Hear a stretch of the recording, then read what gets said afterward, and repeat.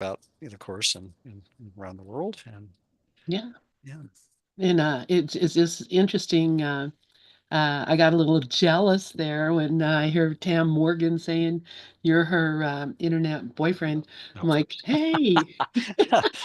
Well, I think it was in the context of, her mom, Judy, wanted to have a new website, and I was relatively patient for several years as she kept saying, "No, it's got to be this way, got to be this way." So I think that was the context really, was. No, you are too Jealous. what do you call it? There we go. I was just checking the radio. I think you're too modest. Well, but we had fun with it, and everyone that worked on the site, and Felix Alcala was just also a gem too. He, had these brilliant ideas, and then when he implemented them, including the entire web edition, which was something he and I talked about, about a decade ago, I guess now. Time flies, and when he said, "Boy, wouldn't it be great to be able to take a quote from, select text from an online version of the course, and then copy it and then paste it and have not only the correct, um, the reference, why can I think of the term, Attribution. the attribution, yeah, anyway, Yeah. the correct link, as well as the attribution, and also have it linked to the quote so you can read it in context. And I thought, yes, yes, yes. And so I was like the biggest cheerleader for that idea, I think, for quite some time. Oh, But there was plenty of other people thought it was a great idea too. But then when he finally, unveiled it, what, 3 or 4 years ago now, anyway, and I've been a huge fan ever since. So yeah. I use it every day, all Oh day. yeah, Every it's day. it's such a wonderful thing. Yeah. And then of course the web, not only the web edition of the course, but also the audio app is a real delight too. I use that for every day as well. But yeah, good Absolutely. good good stuff. Good stuff. Yeah. Yeah, and only getting better. And I'm just so Yeah. grateful for all the work that everybody does. Yeah. Because that it's for me. So Yeah, thank and you. I know I've mentioned this a few times too, but what I consider the two sister foundations of the course, Foundation for Inner Peace, FIP, which is their website is acim.org, and then the Foundation for A Course in Miracles is facim.org, which represents not only the huge amount of work that Ken and Gloria Wapnick did, but also the ongoing work of Jeff Siebert and other folks there that are doing that work. I did a wonderful interview with him just recently. Anyone I who's listened to that and played it on Gather Oh, actually. great, great, thanks, Jeff yeah, yeah. Siebert, because And yeah, we didn't really talk much about the content of the course, but he had so much interesting history about Ken and Gloria and all the folks at the foundation that's now in Henderson, Nevada, and its history. I thought that easily took up the better part of half an hour or more. yeah, So I'm it's hoping to do another fascinating. one with him too, but we'll see. So anyway. Yeah, it's funny. I have when I went out to Temecula, uh, I did get a photo of me with Jeff, and so many people look at it and think that it's Ken Oh, because really? Yeah. you're so lucky to have met him. I am lucky to have met him, but this is Jeff Siebert. Yeah, I was about a year and a half too late to Temecula to meet Ken, but I did get to meet Jeff and several other folks there. And that really, It's all the same, yeah, honestly. yeah, You know, exactly. Well, that's just it. And I think we would be remiss if we didn't, tip our hats to Ken and all the other great teachers in the world that have reminded us that it's always about the content and not the form. It's always about the which thought system am I choosing at any given moment, and not so much, what projection am I choosing to be upset by at any given moment. So, That's funny because I'm looking at where we left off the last week, where he's talking about the form of uh-huh, how uh-huh. the course was put together with the paragraphs and the punctuations and the commas and all that kind of stuff. Which Hmm.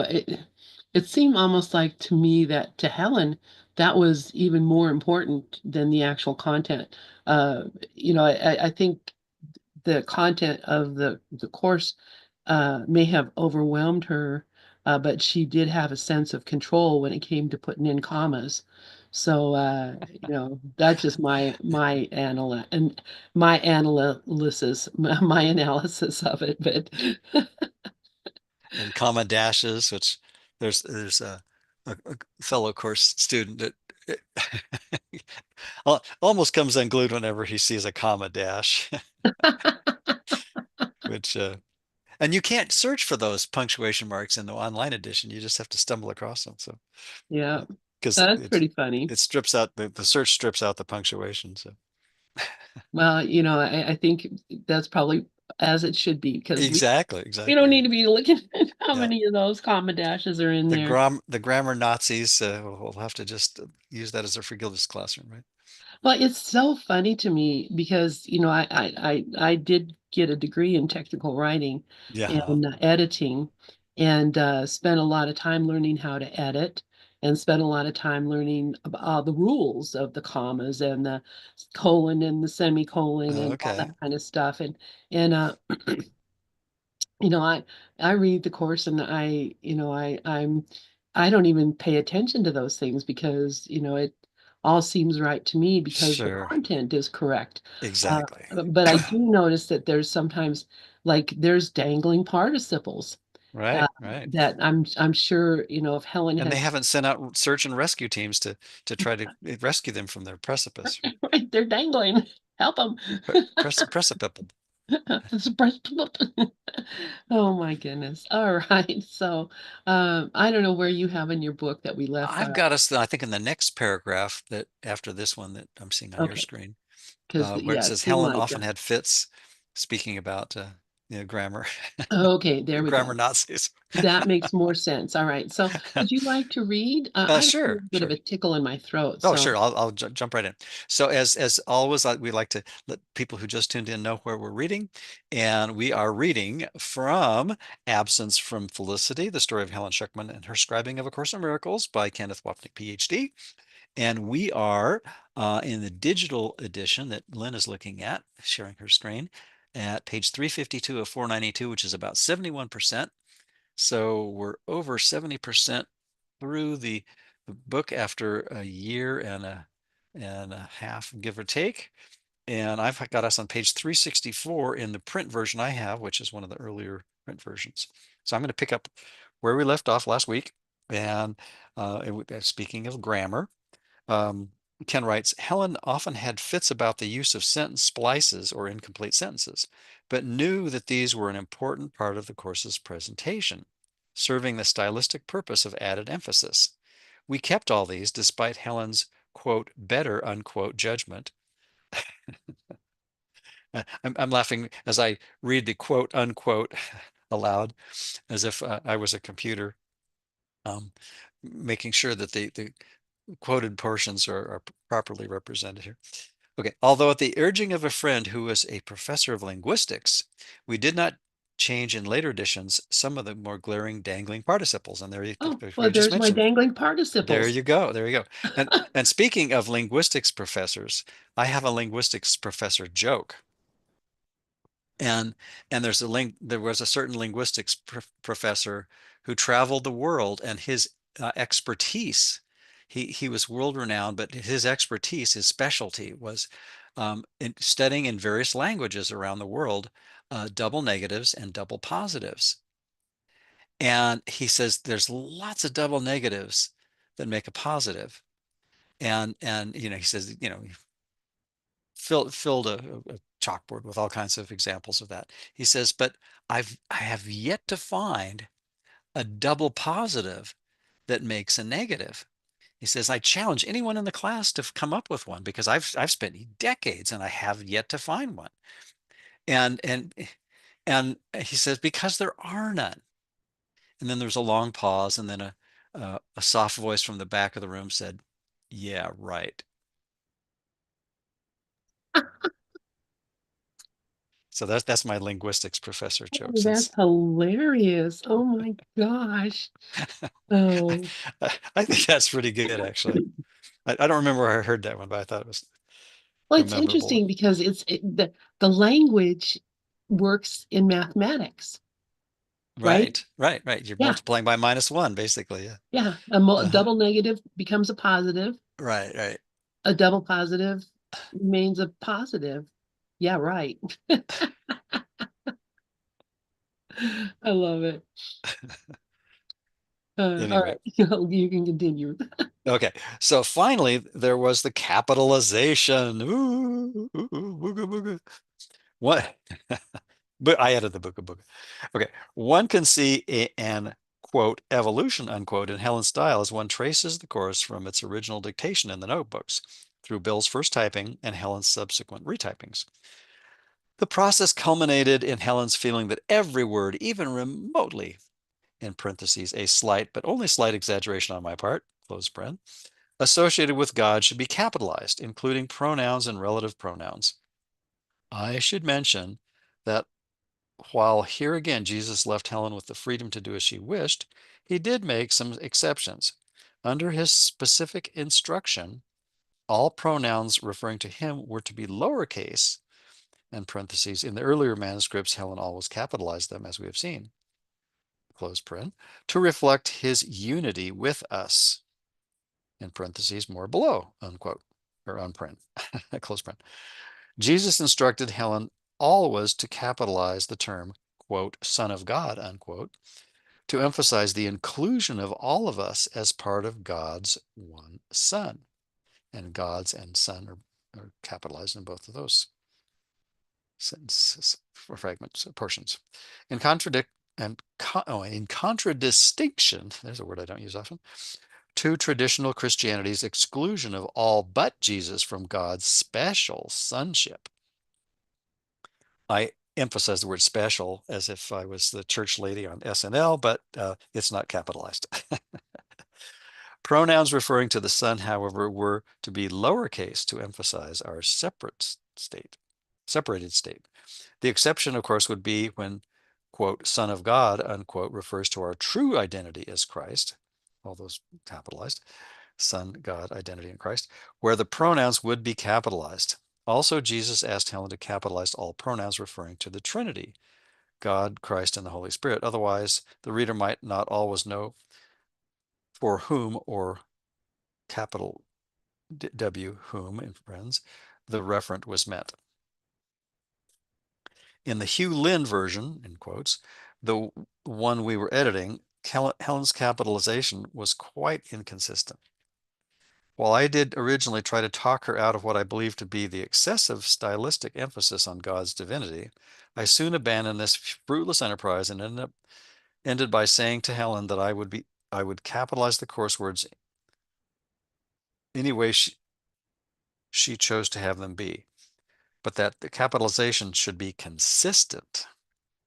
This clearly appealed to her sense of logic, and so we set out in writing the rules of capitalization we would follow and kept to these as best we could.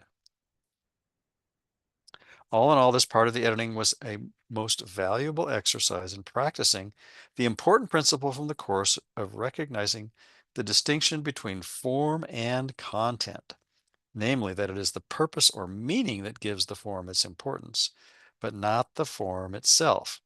In this case, the content of love was expressed in understanding that these minor manipulations of form had no importance when placed next to the value of joining with Helen. As the text itself says, and this is from page 206 in one of the early, probably version 1 or 2 of the text, recognize what does not matter, and if your brothers ask you for something, quote, outrageous, unquote, do it because it does not matter. Refuse in your opposition establish that it does matter to you.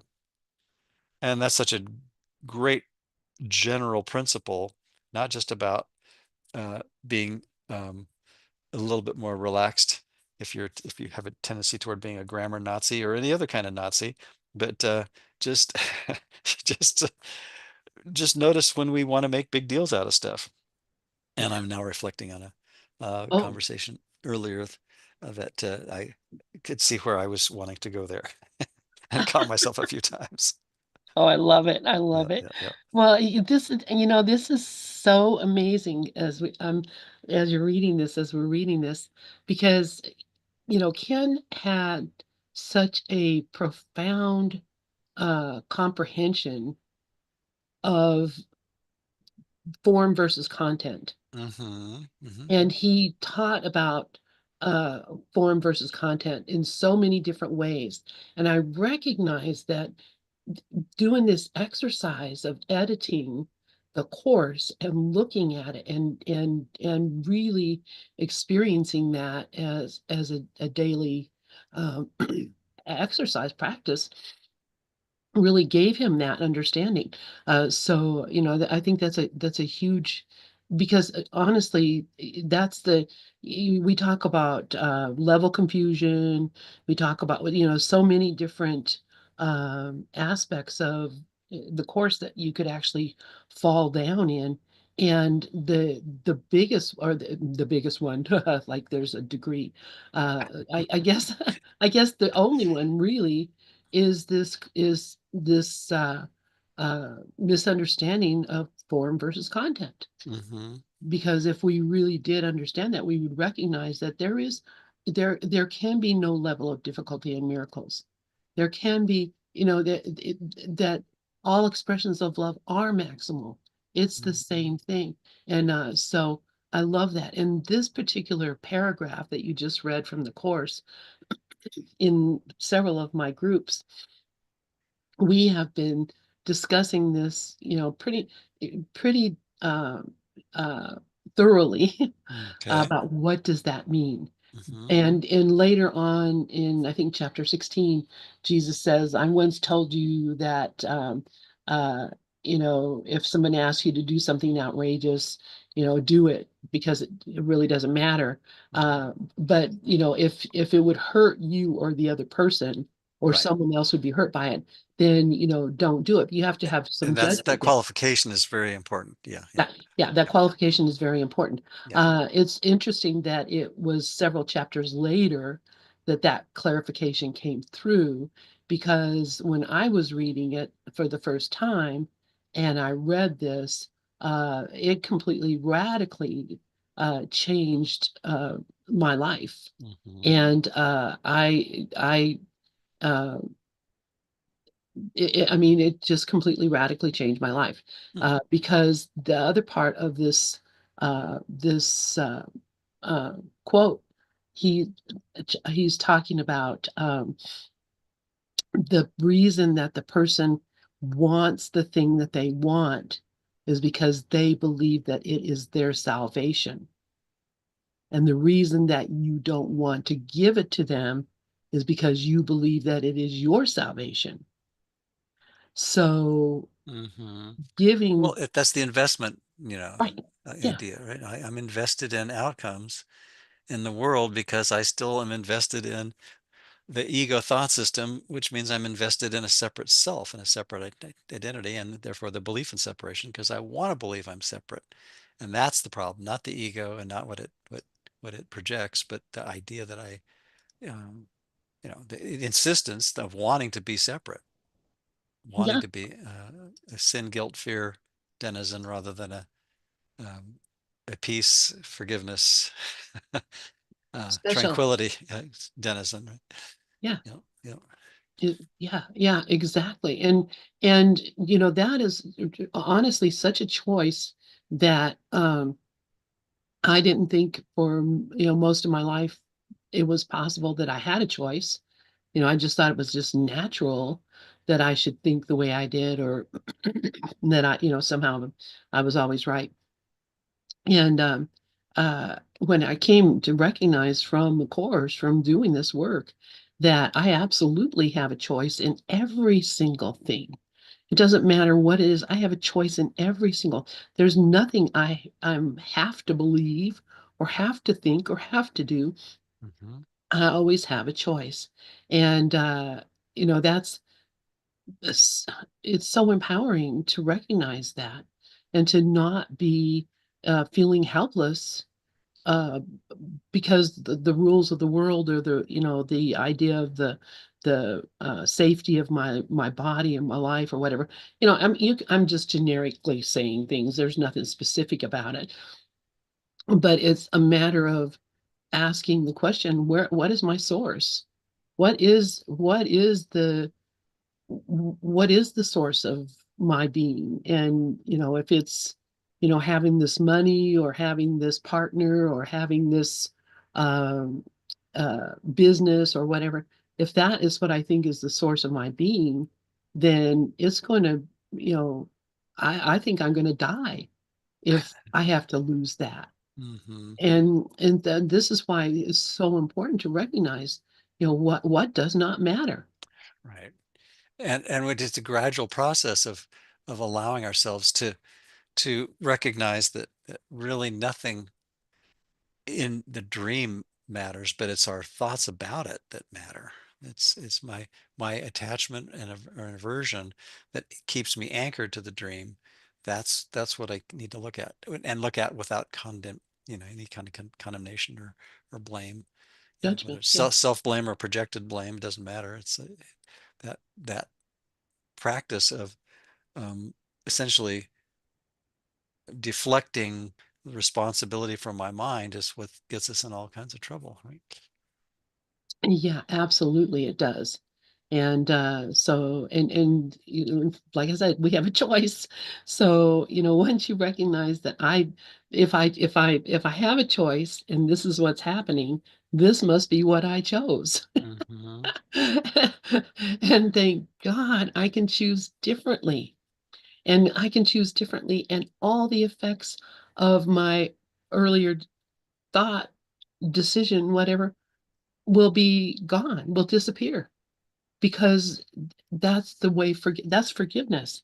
So, I love this. Anyway, uh let's see. You want me to read for a while? Sure, sure. Go Okay. ahead. Okay. So, I'm going to reread that paragraph. Okay. Recognize what does not matter. And if your brothers ask you for something, quote, outrageous, do it, because it does not matter. Refuse, and your opposition establishes that it does matter to you. Then Ken says, I shall return later to this important principle regarding Helen's relationship with Jesus. Right. So this is Jesus asking Helen for things to do these things. So, okay. So Helen also felt the license to make the aforementioned changes of, of that to which and vice versa, changing the words that to which. Phew. An exercise that took quite a bit of time. Another obvious illustration of Helen's attempt to control her anxiety over the content of the course by focusing and manipulating its form. There was also the exercise Helen asked me to perform when she discovered that many times in the course the word know, K-N-O-W, was used in the popular sense rather than Jesus strictly adhering to the word's more technical meaning as synonymous with the state of heaven. Thus, for example, the course teaches that the spirit knows, but that the ego perceives. Helen Mhm. thus asked me to change all the quote popular knows, K-N-O-W-S, to other words reserving no, K-N-O-W. The reason I'm emphasizing that because I don't want people listening to just the recording to think I'm saying no. The popular knowings, and to other words reserving no for its technical usage. I attempted to do as Helen asked, which presented no problems for at least the first half of the text. Know became variously recognize, perceive, understand, etc. But then, as the material became more poetic and passages slipped in and out of blank verse, such changes became impossible without wreaking havoc on the meter, a cardinal sin in Helen's religion. I therefore stopped what I was doing and discussed the situation with Helen, who resolved the conflict by shifting her position and asking me to change back many of the words to their original no, K-N-O-W, no. One side of Helen's defensive system Her need to be strictly consistent thus gave way to the other, for which the poetry was sacrosanct. So, wow, that's so cool. Did you want to say something? No, I no, and that's Yeah, N-O. I know. No, no comment. Yeah. Other than I was amused at when you were saying that spelling out the nose. It's like that. It's not the N-O-S-E, for example, that we're talking about here. No, not the NOSE either. Right. Oh, that's funny. So this is really interesting. This shift that's going on in Helen as they're working through this editing. So this editing is just as much studying the course and learning the course as what we do when we read it all the time. Oh yeah. Oh, and like we're doing right now as we're rereading Yeah, Absence from Felicity and realizing, yeah, sure, the first pass it was a great historical fascinating biography, and now it's like, well, gee, it's oh, that's it's all about my mind and what am I doing with it? And Helen's, you know, quintessential example of brilliant understanding when she got herself out of the way, and i i the old what's the immovable object uh, it's the irresistible force kind of thing that her resistance. That's what we're all up against, right? So right, right. yeah. Oh, yes. Yeah, exactly. And of course, my little, analytical mind is like, as it became more the meter and the rhyme and the poetry and all of that became uh more desirable for her in the course, then it shifted the way that she knew or perceived what the word should be or how the word should be. So Mhm. and that indicates to me a shift in her actual persona to and that's a left brain right brain thing. It's more um, magic than logic, if you know what I mean. Mhm. Mhm. So so on one side of Helen's defensive system, her need to be strictly consistent thus gave way to the other, for which the poetry was sacrosanct. I have already briefly mentioned that when Helen was writing down Jesus' words, she underlined all that seemed to carry greater emphasis.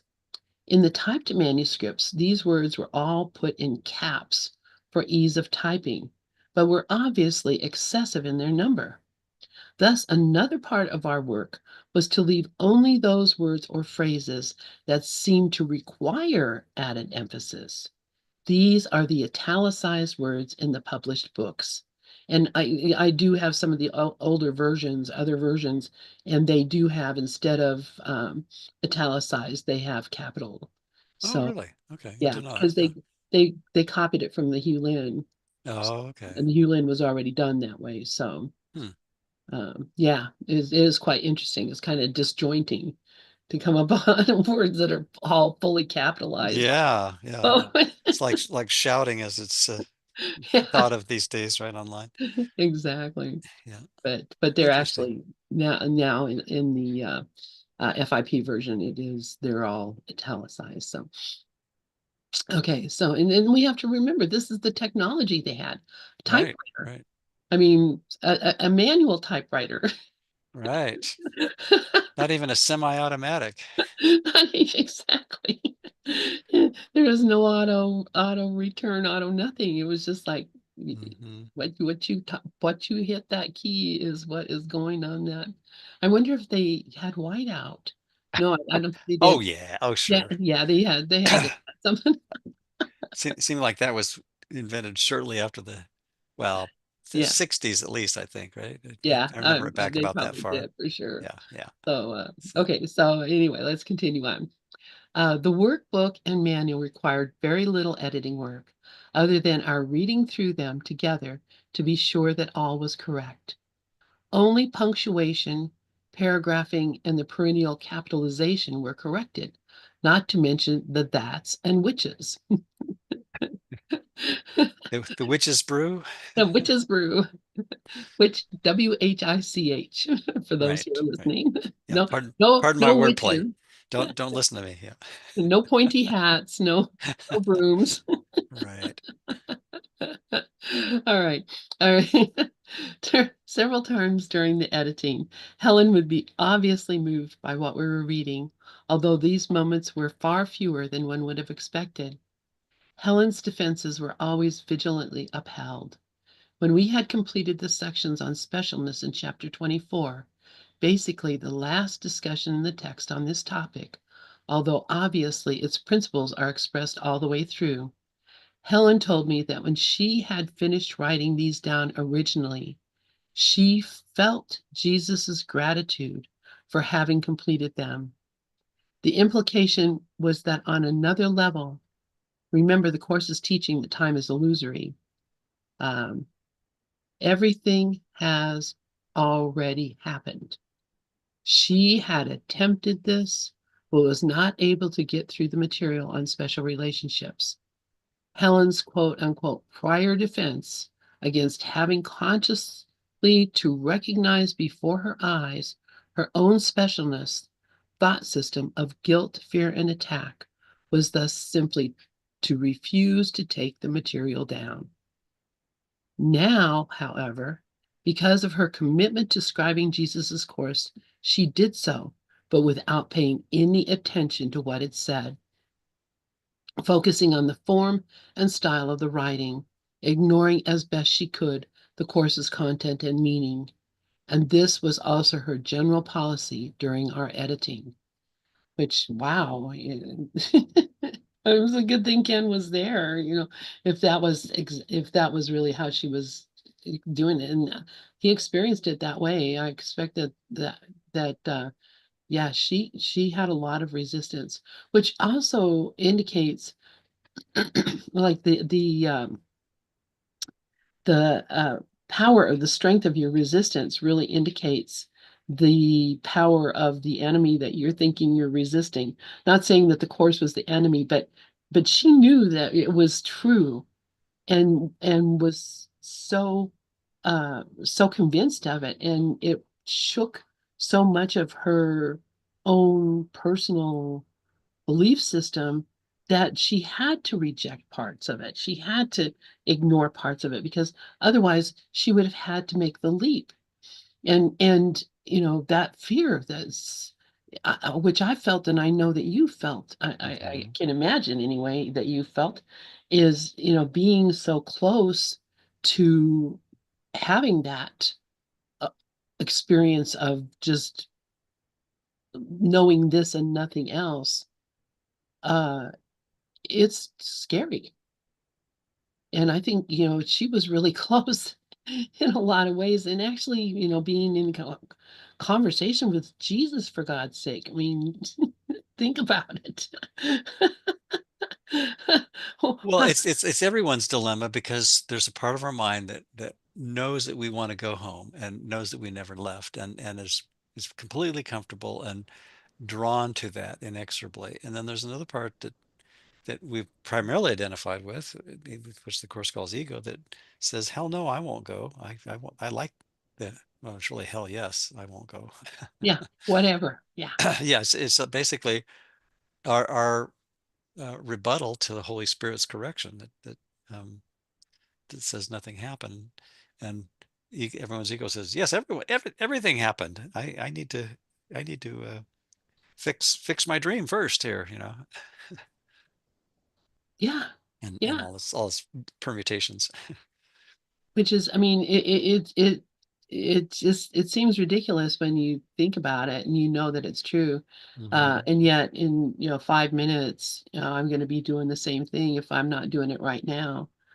So there we go.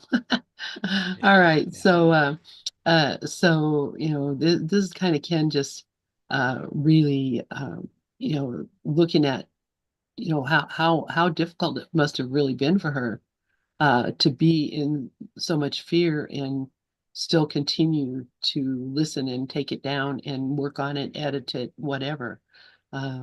It's like juggling, knives. on fire, you know. Flaming swords, huh? Flaming swords, yeah. Flaming sword juggling. Or us. Anyway, maybe I'm a little dramatic, but that I mean I Well, we made up a world to be dramatic, right? it's I mean, true. if you look at how much we watch on TV, news, movies, other media, it's like it's all, if it bleeds, it leads. It's the shock Hmm. value that really gets most people's attention, and well, that's we can kind of see how much we're invested in that by just Yeah. how much time we spend looking at that kind of stuff. Well, and while we're talking about that, actually, that's exactly what I've been led to see. Because I look at the news, and I get, start getting all upset and verklempt and worried about things. And, I told you a couple weeks ago that I just heard Jesus tell me, Lynn, don't you trust me? I had to realize that, yeah, I have to trust that, these things that I'm seeing are not actually what's happening at all. It's a story that I've made up. And not only have I made it up, but I keep it going I mean, I add to it all the time and I keep it going through, I cultivate it.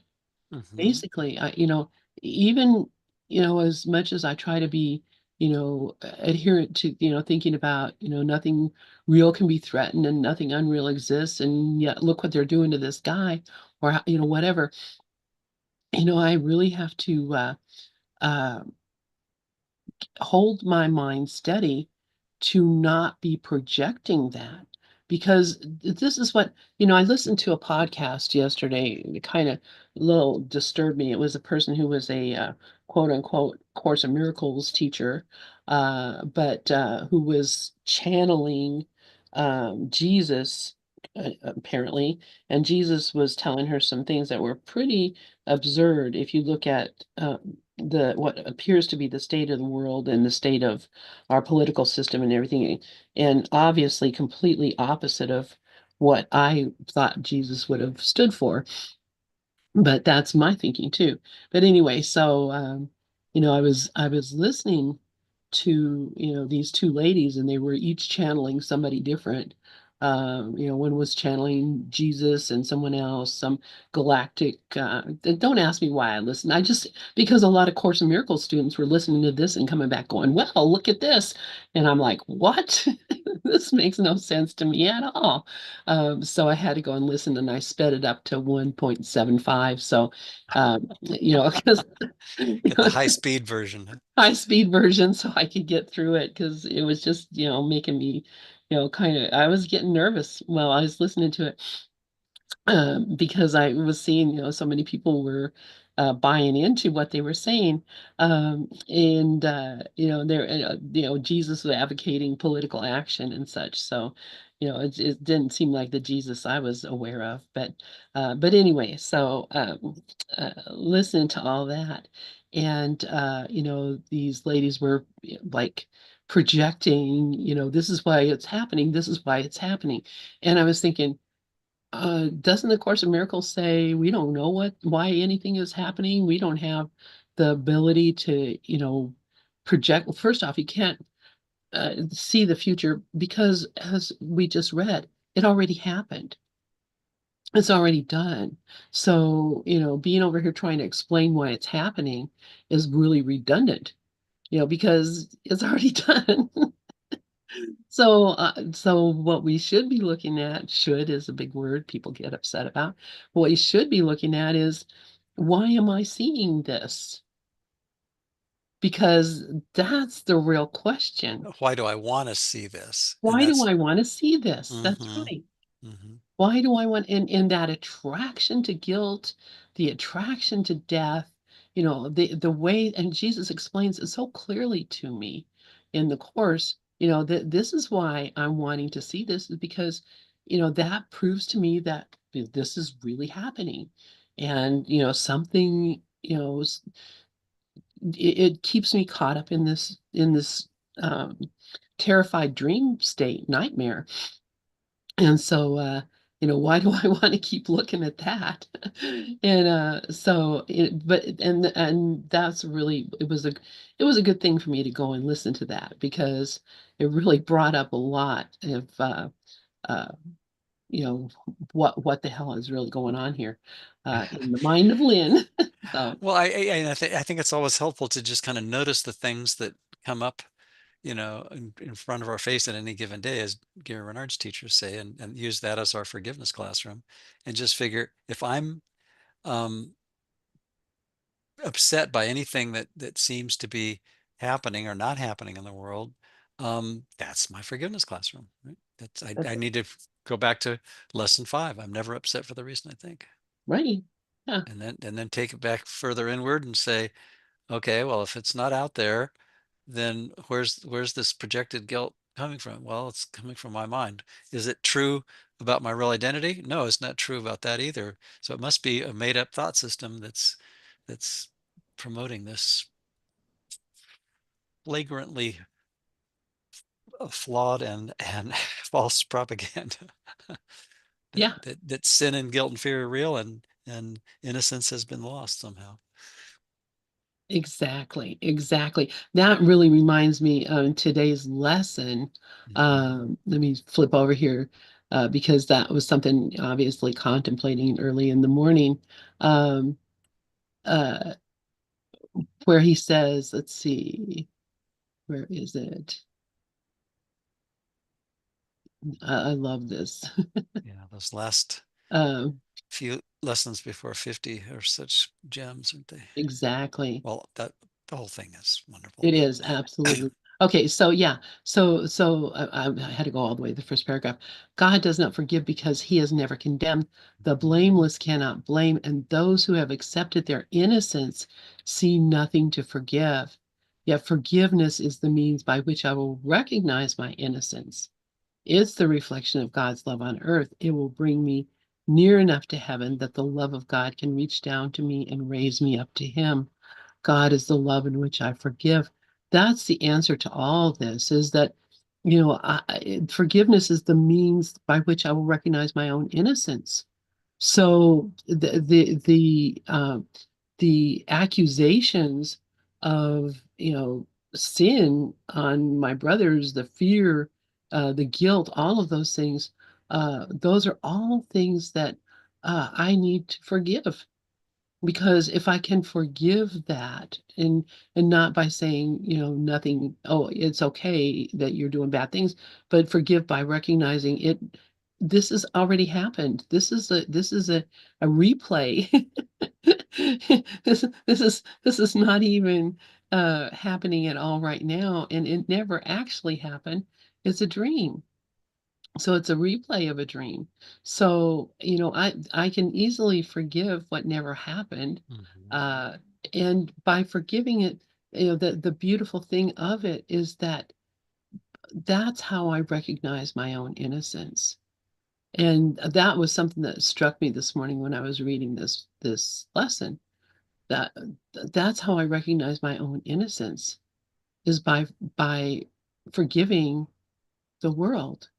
And so anyway, I just wanted to bring that up. And Forgiving the world is everything, right? Because that basically, if we can generalize to take every specific thing and use that as raw material to build up a a practice of generalizing to forgiving everything that seems to be in our space-time world, that is our basically that's the equivalent of saying I want to trust Holy Spirit's interpretation of everything, which undoes the ego's interpretation of everything, which basically says there's nothing to fear. There's nothing nothing, to fear. Yeah. nothing, Yeah. nothing to get upset about. Yep. Nothing to get hung about. Lynn, don't Hmm. you trust me? And, yep. That's the whole thing is, yeah, you got to trust, and forgive, because otherwise, you're holding on to your own guilt. So let's see. Oh yeah, we got 15 minutes. Do you have to leave early today? Nope. At Okay. the usual Right. time. Yeah. All right. So why don't you read a little bit and Oh, I'm okay. try to hold We're on on. the although Helen. Although Helen, yeah. Yeah. Although Helen and I really discussed this, it was clear to her that Jesus' discussion of special relationships, the heart of the ego's thought system, was almost literally a description of her own mind. Yeah, well, that's again true for all of us, huh? Uh, and thus, she was writing down words that described her ego self. To be sure, we all share the same ego thought system, but Helen's split mind contained blatant and extreme expressions of the dynamics of specialness. Quick aside, I had a really wonderful discussion with um, brain fade, Hakeem Hamza uh, yesterday, and it'll be on his YouTube channel, and it was all about specialness, and we have just had a really fun time for about an hour and a half, actually. We kept going and realized, oh, there's a lot to cover there. But Oh, he's a doll. I love Hakeem. So yeah, and so anyway, that I'll share that when he makes that available. But yeah, specialness is really just another way of saying, the primary, eh, the if not a primary mechanism by which the ego attempts to maintain its turf of duality, by thinking if things that are different as being more and less important, and like the course says, the rebuttal to that, the Holy Spirit, is love makes no comparisons. So specialness in any form, and there's a lot of forms, is is not anything to feel bad about. It's just like, oh, that's my classroom again, thank you, yeah. Okay. As a result, Helen's daily life was indeed a living nightmare filled with anxieties, phobias, and attack thoughts that could have easily been the subject of any standard text on neurosis, let alone the model for Jesus' description of the ego. On the other hand, of course, Helen's mind also contained the extreme expression of God's love, which the positive side of her relationship with Jesus represented. And yeah, I'll just pause there for a moment because I think that was what we were just talking about earlier this morning. Is again, Helen was just a extreme example in her personal life of the two thought systems that we all entertain. yeah, absolutely. And it is like just as much a like a confessional Yeah, yeah, yeah.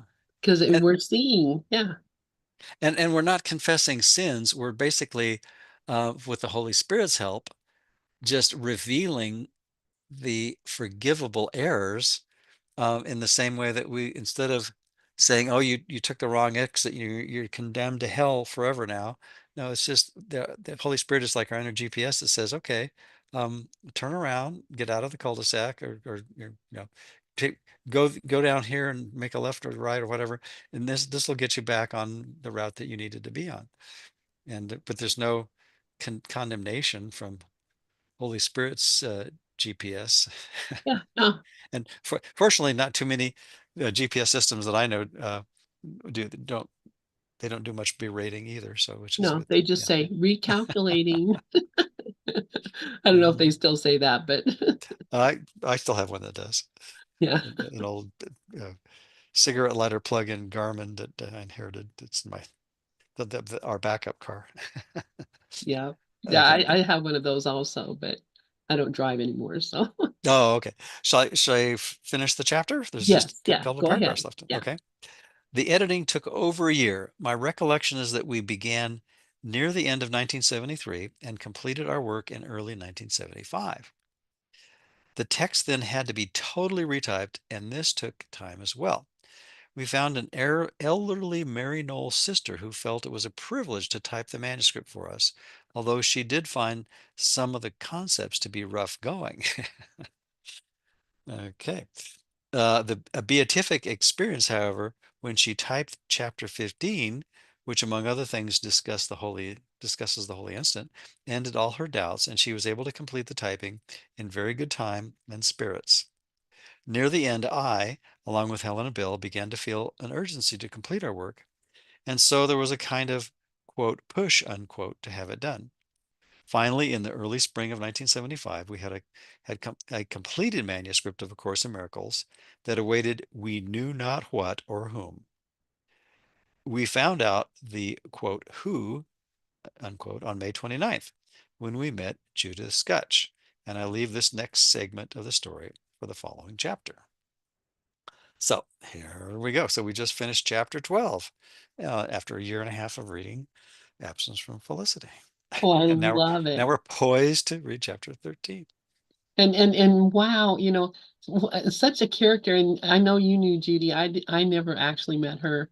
Yeah, Uh, she was just such the most gracious sweetheart of a lady. I mean, everyone that entered her home, or wherever she was at, was like the most honored guest ever, and you felt that it wasn't just, um, a facade. You could tell she really deeply appreciated everyone. And it wasn't just me because I observed her interacting with other people too, in several occasions.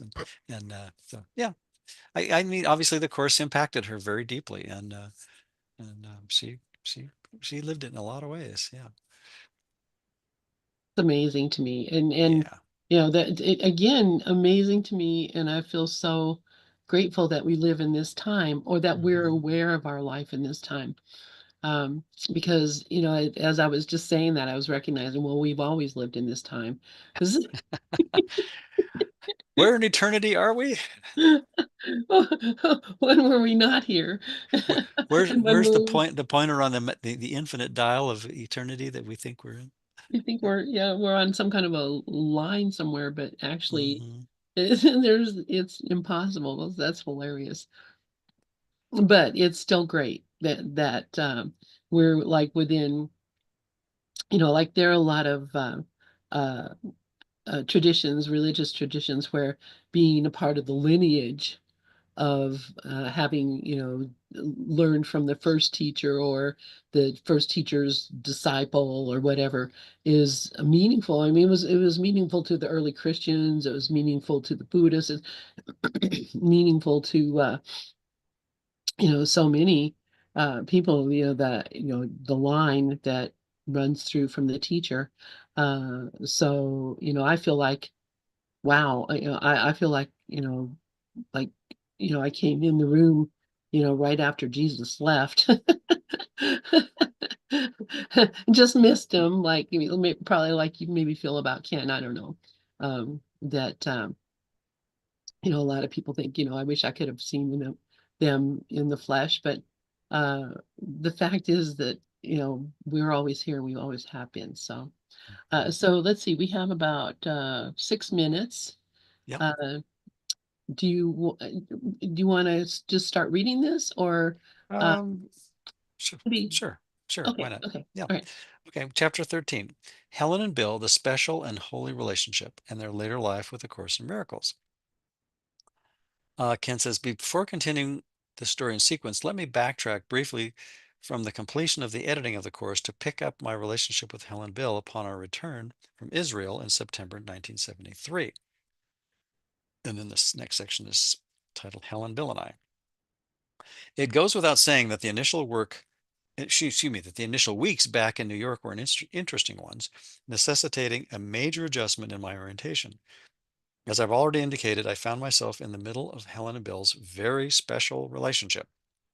Each would speak to me of his and her grievances against the other, and more than once I found myself reminded of the Buddhist story of two disciples who approached their master separately to complain about the other, and to each the master says, "You are right." A third disciple overhears the scene and says to the master, You have listened to two contradictory points of view and agreed with both of them." To which the master replies, "You are right too."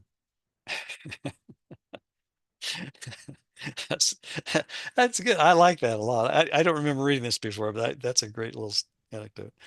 Both Helen and Bill were correct on the quote objective unquote level of enumerating the other's ego dynamics.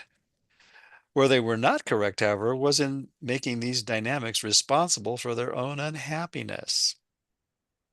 Bingo. Yeah. I think we can all relate and learn from that one.